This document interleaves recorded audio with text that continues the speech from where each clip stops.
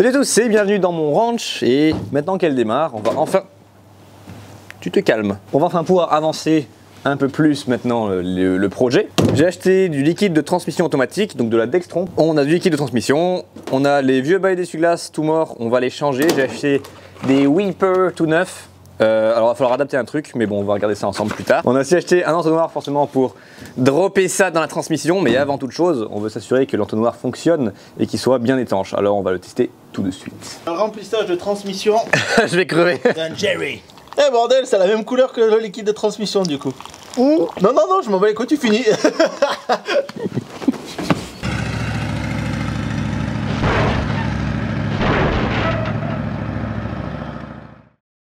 On a enfin trouvé une utilité à ce becquet. Le becquet. Le becquet. Becquet. On va faire un petit établi avec. Comme ça, on aura les outils à disposition proche de la voiture. Jackson n'est pas bien là, mon chum. Voiture. Monster. Pote. Les putes qui arrivent bientôt. En vrai, tu mets un arceau arrondi là sous ta chaise et ça fait un genre de rocking chair. Du coup, on peut aller en arrière. Voilà. Jusqu'à là, ok. J'arrive pas à me relever, bordel. Je vais rester là et réfléchir à la vie. On fait une petite pause bouffe et boisson et on se met au travail. A few moments later. Pour faire le niveau du liquide de transmission automatique de ton américaine là, c'est pas compliqué. Déjà, si jamais tu sais pas comment ça fonctionne et que tu as de la chance, et ben les constructeurs américains ils l'ont marqué sur ton dipstick. C'est marqué check when hot, idle in neutral. En gros, il faut vérifier quand le moteur est chaud, la transmission est chaude, etc. Donc le moteur en fonction. Et idle in neutral, donc il va falloir mettre la boîte de vitesse au neutre.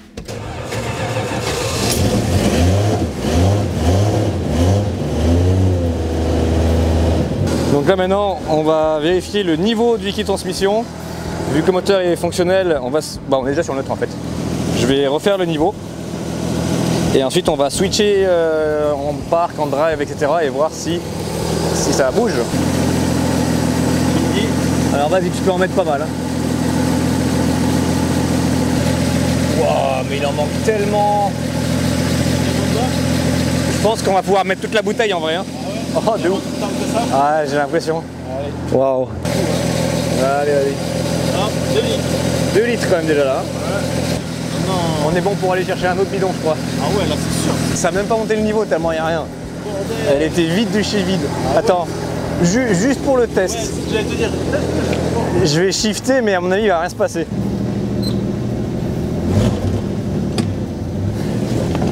Elle a bougé là. Ah ouais? Vas-y, refais un petit peu.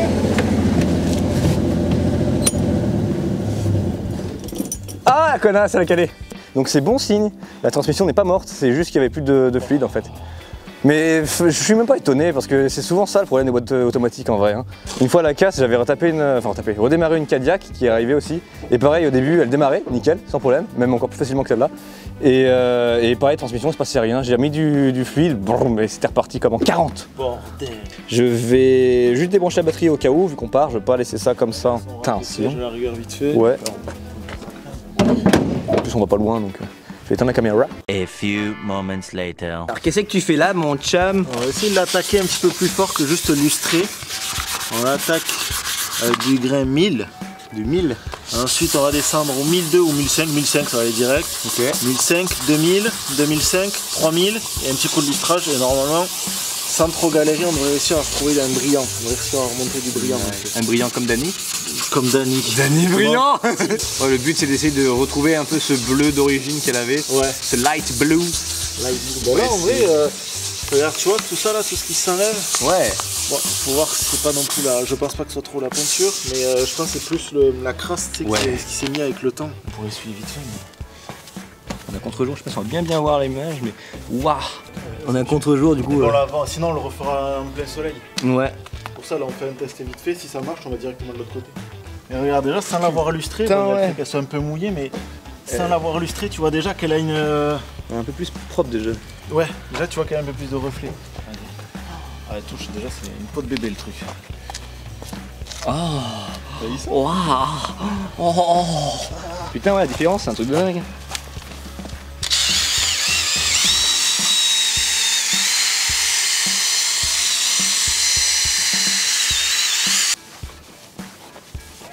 Putain. la différence, mais c'est un miroir le bordel.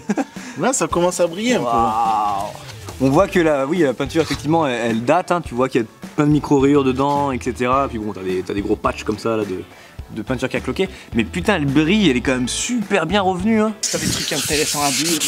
Bah, hier, j'ai mangé des pâtes. Ah bien, ouais, c'est intéressant. Ah, c'était ouf, hein. Ah ouais, c'était quoi comme pâtes? Des fusilli. Ah, c'est les meilleurs. Ah, j'adore. En plus, des catégories 2 de chez Panzani. Ah ouais, voilà. Les catégories 3, c'est moins ouf déjà. Ouais, je suis moins fan des catégories 3 parce que je les trouve un petit peu, tu vois, un petit peu trop dur, voilà.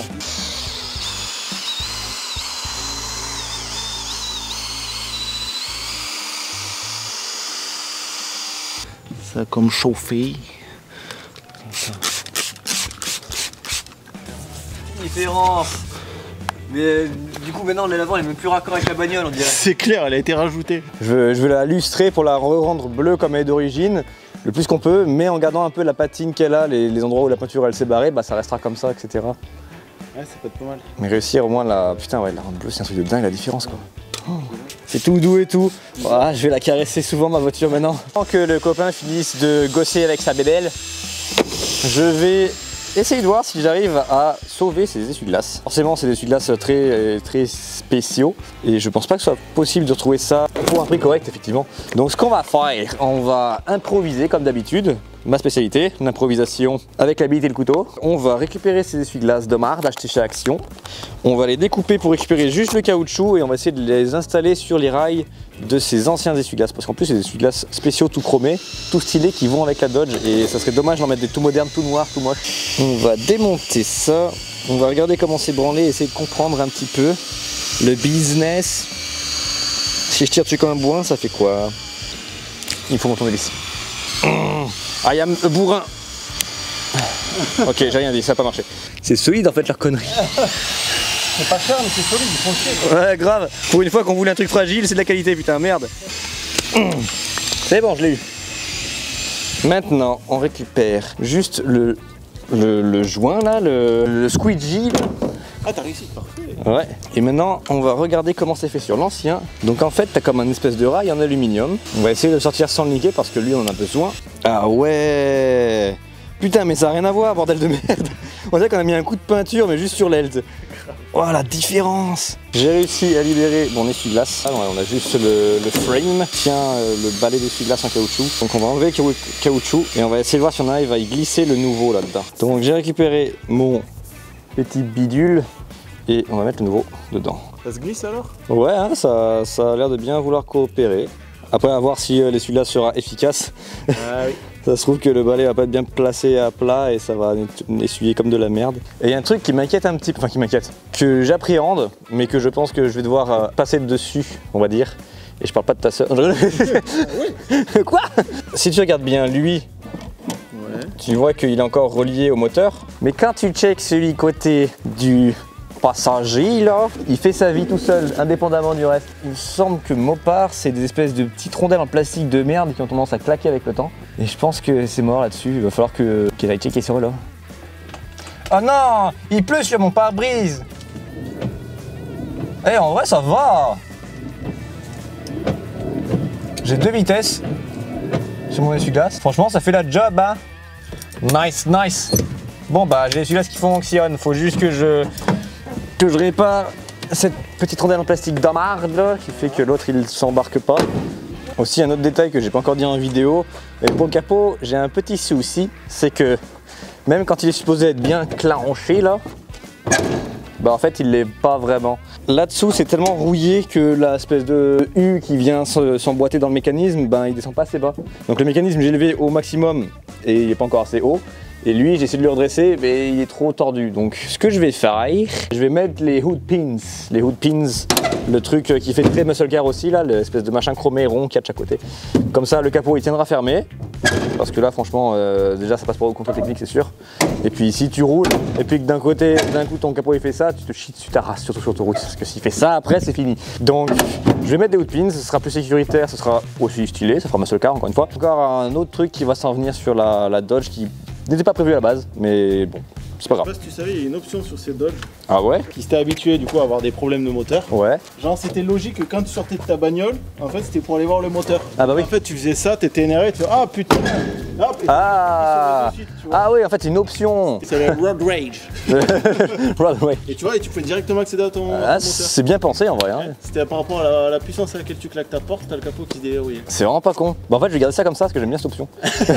Elle va m'être utile, je pense. Là, on est en train de se dire que la courroie, elle a pris quand même full de jeux. Elle avait pas autant de jeux comme ça avant. Hop, effectivement. Ah bah ouais, il y a Il y a une... quand même un truc avec une glissière en fait, ça te Putain, permettait ouais, de c'est ça. régler. Donc il y a une barre en métal qui vient de là à là. Putain, bah oui, effectivement, ça va pas marcher beaucoup si on l'a pas. Bah maintenant, c'est plus bleuté, ouais. Ah ouais, non. Petit détail débile, je viens de me rendre compte que ma caméra filmait en bleu depuis tout à l'heure. C'est juste un réglage à la con que j'ai oublié de remettre normal, on va dire. Donc maintenant on voit un peu mieux les vraies couleurs et on voit un peu mieux que l'aile est bleue et pas grise. Et du coup bah maintenant le reste de la vidéo sera en bonne couleur et non pas en bleu chelou comme si on était sous l'eau. Bon, on retourne au magasin récupérer du liquide de transmission. A few moments later. Ok, on est allé récupérer quelques litres de transmission puisque finalement on avait un pack de 2 litres et c'est tout parti dans la transmission et c'est toujours pas encore bon. Donc je crois qu'en général c'est 4 ou 5 litres d'huile pour le moteur je crois. C'est même pas tant que ça pour un moteur comme ça. Et si je ne dis pas de niaiserie, transmission je crois que c'est à peu près pareil. 3 ou 4 litres.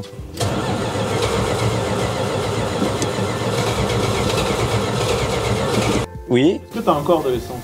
C'est une question qui se pose. Ok, bon, let's go. On va remplir un jerrycan de gasoline. Allez go, on est reparti. On est reparti. Santé la journée road trip. A few moments later. Pile pas en piste. Combien faut-il de gasoil? Full le char.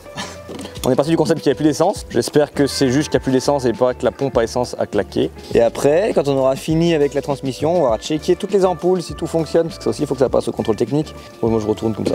Oh là là, il faut tout à côté. Non mais regarde-moi le massacre qu'il fait. Non mais... Ouais, reste un fou. Attends, check la technique de l'Indien là.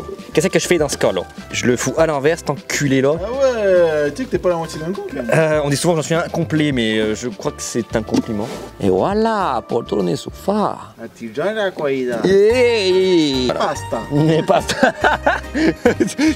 la pizza. Je connais 2 mots en italien. Si, Luigi. Tiramisu. Paella. Paella. Non, c'est les mots qui finissent ça. Je crois que c'est pas trop du même pays, ça, paella.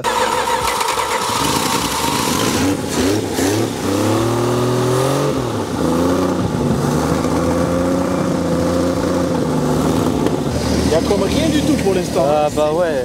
Non mais il manquait tout, c'est absolument dingue. Vas-y. Et bien maintenant, je vais baisser le capot parce qu'à mon avis ça va bouger. Et puis ça va se lever là avec le leader. Ah ouais, alors là, je vais faire un backflip là. Donc on a 0 frein, alors je vais y aller gentiment.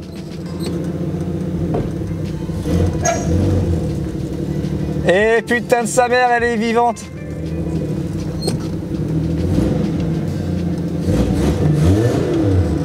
Putain, trop bien, elle roule. Incrédible.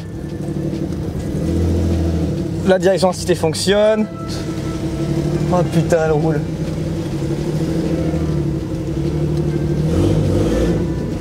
Ah, ça marche plutôt bien. Elle tourne comme une horloge. Maintenant, il y a quelques petits ajustements à faire. On va checker les feux. Alors, qu'est-ce que t'as trouvé, man, là? Putain, c'est tout le wiring qui se posait... C'est exactement ça, j'ai suivi toute la prise et puis ça arrive là. Donc c'est normal que ça ne s'allume pas. J'aurais peut-être pas dû réinstaller l'intérieur tout de suite, j'aurais dû d'abord checker dans le coffre ce qu'il y avait. Ah putain ouais, t'en as un autre là aussi. Ah. Je sais pas ce que c'est. Les radars de recul. C'est... oui, c'est ça, c'est l'antenne, la prise Spiritel. Je suis en train de penser à un truc. Dis-moi. Moi. Ah ouais, il y a des chances que ça puisse venir de là. Ouais. Ça se peut, hein. Quand j'ai réinstallé les panneaux en plastoc, il me semble avoir vu une prise et j'étais en mode What the fuck? Et puis j'ai laissé ça comme ça, je fais ok, fuck off. Il me semble que quand j'ai remonté ce panneau en plastoc, derrière il y avait de l'eau de prise. Le câblage qui traînait dans le frigo. Dans le coffre, c'est pas un frigo, c'est un coffre. C'est exactement ce qui va là en fait. Enfin, genre, il me faut une prise carrée verte. Il y a une carrée verte ici, il me faut une ronde noire foquée. J'en ai une noire foquée ici. Donc on branche ça, s'il veut bien.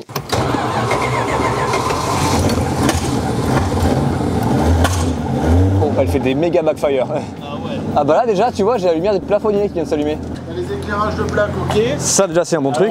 Ouais, alors il est ultra timide. Waouh, ouais, c'est hyper crade, il va falloir aller nettoyer là-bas dedans. Ouais. Et lui, j'ai pas l'impression, alors peut-être l'ampoule qui est morte. Ouais, ça se peut. Et un clignon, essaye pour voir.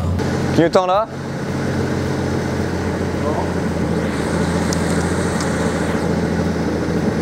Ah merde. Ouais, c'est bon. Il y a les ampoules ici qu'il va falloir quand même checker de plus près parce qu'elles ont l'air d'avoir un peu de la misère. Ok, elle risquait pas de s'allumer parce que l'ampoule elle est tombée carrément du. Elle est tombée dans le phare. Ah oui, d'accord. Donc ça va pas s'allumer. Tu vas sortir. C'est sûr. Oh stylé. Waouh. Comme chrome. Elle est chromée la merde. Grave, elle est tuning. Putain, c'est stylé. Hein. On a découvert un truc marrant. Déjà, faut enlever toutes les vis qu'il y a derrière et qui te maintiennent ton phare en place. C'est des vis en plastique. Si t'as de la chance, ça se fait bien. Si t'as pas de chance, t'en pètes. Et moi, j'en ai pété 2, donc fait chier, mais c'est comme ça. Et ensuite, t'as une cruciforme là, une cruciforme là. Et là, style de tabarnak. Je comprends pourquoi ça fucking marchait pas. Check ça. C'est dégueulasse là. La voiture, elle a fait quoi? Elle a dormi dans un marais là. Il y a de la mousse. C'est quoi? C'est un nénuphar.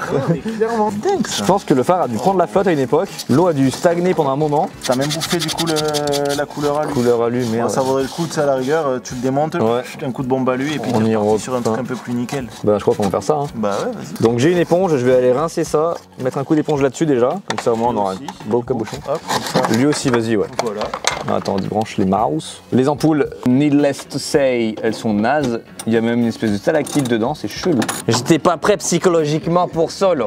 Bon, alors après s'être battu avec les ampoules pour enlever les anciennes, dont une qui a juste pas voulu, donc on l'a un peu forcé, démonter sa mère. On a réussi à changer les ampoules, nettoyer un petit peu les culots qui étaient tout rouillés là-bas dedans, là, les contacts et tout ce bazar. J'en ai aussi profité pour essayer de comprendre pourquoi j'avais de la rouille ici. Et en fait, j'ai compris, c'est parce qu'à l'intérieur, là-bas dedans, là, je sais pas si c'était d'origine ou si c'est un des propriétaires précédents qui a fait ça. On voit le jour à travers l'aile arrière carrément. Il y a full de rouille. Et pourquoi il y avait full de rouille? Parce qu'il y avait une espèce de machin là. Le mec c'est un boulanger, il t'a mis ça, je te jure. Il t'a fait un pain italien là. Le pain de campagne, il t'a mis ça dans le coffre, il t'a fait. Mais non mais c'est incroyable la dimension qu'il a mis, l'épaisseur. Les feux, on a vu qu'ils ont pris l'eau par-dessus parce que le joint n'était pas bien plaqué contre le phare, donc l'eau est rentrée.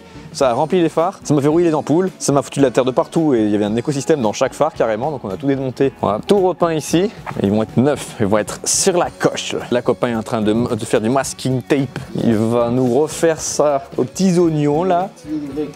Petit rectangle chromé là, on va les refaire un peu revenir. Je comprends tout à fait maintenant, parce qu'en fait, les feux se remplissaient d'eau, l'eau quand elle arrivait à la hauteur des ampoules, ça rentrait dans le coffre, ça venait se foutre là-bas dedans, et vu qu'il y avait full de mastic ici, bah ça a imprégné cette merde de gomme américaine de mes couilles, et ça m'a fait pourrir mon aile. Tabarnak. On aura bien avancé aujourd'hui, même la voiture aura avancé elle-même d'ailleurs. On a nettoyé les feux, on les a repeint. Copain a même carrément, il s'est chauffé, il a repeint les banderoles là, qui vont d'origine là, les machins chromés là. Du coup, ça fait stylé de ouf, elle a un bon cul et tout là. Et maintenant, on va checker voir si les feux fonctionnent, les ampoules et tout ça. Plaque de phare, ok. On a-t-il la lumière? Là, on a la lumière sur le côté là. Okay. Plaque de phare, ok. Comment ça se fait que c'est allumé? Parce que là-bas, du coup, tu l'as pas, cette plaque. Ouais, là, on n'a pas l'ampoule qui va là, donc c'est normal. Ça. Normalement, il devrait s'allumer les feux rouges là, parce que j'ai allumé les phares. Le contacteur de clignotant ici, il est un peu bizarre, on dirait. Ça se trouve qu'il y a quelque chose dans la colonne de direction qui déconne. Tout fonctionne, sauf lui. Tout est rouillé, donc il va falloir changer ça. Elle ronronne bien la tabarnak. Vas-y, viens-t'en, on va faire un petit tour. Allez. Allez. Ouais, un petit réglage carbu, ouais, mais c'est bon. pas loin, ouais, non, ça va. Allez, déjà pour l'entrée et la sortir, déjà. Ouais, je me fais bien moins chier maintenant. Hop, hop, hop. Petit coup de neutre. Parfait. Ce qui est bien, c'est que tu peux juste shifter comme ça en drive si tu veux. Allez, là, c'est go. Eh ben, c'est trop bien, je suis content. Putain. Grave. C'est déjà un bon début, transmission fonctionne, le moteur fonctionne. C'est une bonne avancée déjà. Le miroir central. J'aurais tendance à te le fixer là, mais être sûr que je te le mette bien droit, ce qui est le plus compliqué. Donc j'ai envie de la jouer en mode sécurité. Ça met du temps à bien coller ou c'est Normalement, instantané? c'est instantané. Ah ouais, ça a l'air un peu faiblard, non? Non, ça tient, mais c'est qu'en fait, il est, on va dire, le problème de l'adhésif comme ça, qui est transparent, qui est fait pour le verre, parce que là, si tu vas voir de l'autre côté du pare-brise, tu le verras pas. En fait. Ouais, j'avoue. En fait, il est transparent. Le souci, c'est qu'il a cet effet un peu, c'est genre chewing-gum, vraiment, Ouais. tu sais, caoutchouc. Et donc, en fait, quand tu bouges, Ah. en fait, t'as ça qui bouge. Ça joue un peu. Normalement, il n'y a pas de raison qu'il vienne à se décrocher, parce qu'il est quand même, c'est quand même une bonne colle. Ouais, en tout cas ça tient pour l'instant. Je vais le régler une fois et après je le bougerai plus. Ouais, c'est un peu ça, de toute façon, en soi. Et après, sinon, il faudra passer peut-être à autre chose. Voilà. Et bah nickel ça. Trop bien. Michel, boum boum. Brom brom brom brom brom. Je peux faire un mètre pour voir. Si tu veux. Fais juste gaffe, t'as zéro frein. Pense bien à juste te mettre en neutre et elle va s'arrêter toute seule.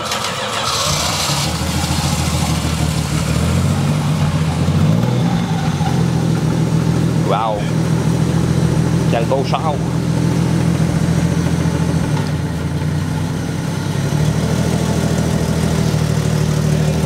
Putain, quel plaisir de l'avoir roulé par elle-même. Oh bordel. Allez, je me casse. Allez, salut.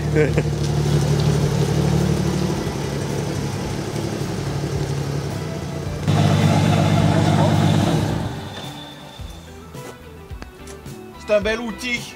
Combien tu le vends? Bah pour l'instant je la vends pas tout de suite. Vas-y, la fais pas ta pute. T'as comme elle est lisse et tout, toute douce. Ça fait trop du bien de l'avoir comme ça.